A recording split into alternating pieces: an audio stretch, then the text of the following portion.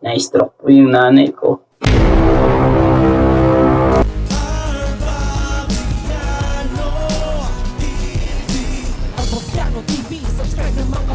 Magandang araw po mga inaanak. Meron lang po akong i-share sa inyo. Nangyari po ito sa nanay ko. Ayaw ko po sana i-vlog ito. Pero nanonood din kayo sa mga video ko at i-share ko na rin po ito sa inyo. Na-stroke po yung nanay ko.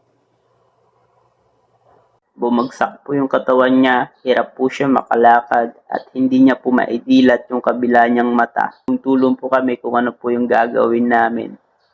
5 po kaming magkakapatid at ako po yung bunso. Nasa Manila po ako at yung nanay ko nasa punter ng kuya ko sa Leyte. Dinala po yung nanay ko sa public hospital sa Palo, Leyte. Noong June 2, na CT scan po siya noong June 6. Tapos hirap na hirap yung nanay ko nung time na yun. Oras-oras nagbi-video call kami ng kuya ko kaya alam na alam ko yung nangyayari sa hospital. Kahit nasa trabaho ako, nasa bahay ako, natawag ako doon. June 10, hanap yung result ng CT scan. Wala makita. At sinabi ng doktor, magpa-CT scan daw po siya ulit. Nilakad po yung mga papel ng kuya ko, ilang araw po yun. At naiiwan yung nanay ko mag-isa lang sa ospital. Sobrang hirap ng lagay ng nanay ko. Hirap po mag-CR. Sobrang hirap, naawa ko sa nanay ko. Wala naman ako magawa dahil dito ako sa Maynila sa trabaho. Kung wala akong trabaho, hindi ako makapagpadala doon sa probinsya.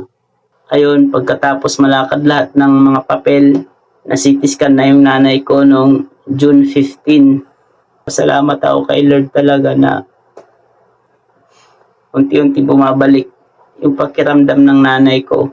At yung mata niya, nadidilat niya na unti-unti at lumilinaw na yung paningin niya na dati sobrang labo, wala siyang makita. Kaya salamat talaga ako kay Lord. Thank you Lord. Pinapakinggan mo lahat ng mga dalangin ko. Sobrang hirap talaga kapag wala kang ibang malapitan. Kayo lang magkakapatid, kung wala naman kayo, para riyas kayong wala. Sobrang hirap. Kaya ito lang may share ko sa inyo. Magdasal tayo lagi kay Lord. Diyan lang siya para sa atin. Payo ko lang po mga inaanak, huwag natin baliwalain yung mga magulang natin. Mahalin natin yung mga magulang natin. Hanggat nandyan pa sila, iparamdam natin sa kanila na kaya natin gawin. Ito, mahal na mahal ko yung nanay ko. Yun lang po mga inaanak. Sana may napulot po kayo na aral dito sa video na ito kahit minsan lang ako makapag-vlog. Gawa po ng busy po ako. And shoutout po dyan sa barangay kapitan po namin sa Barangay Bahay San Miguel Leyte.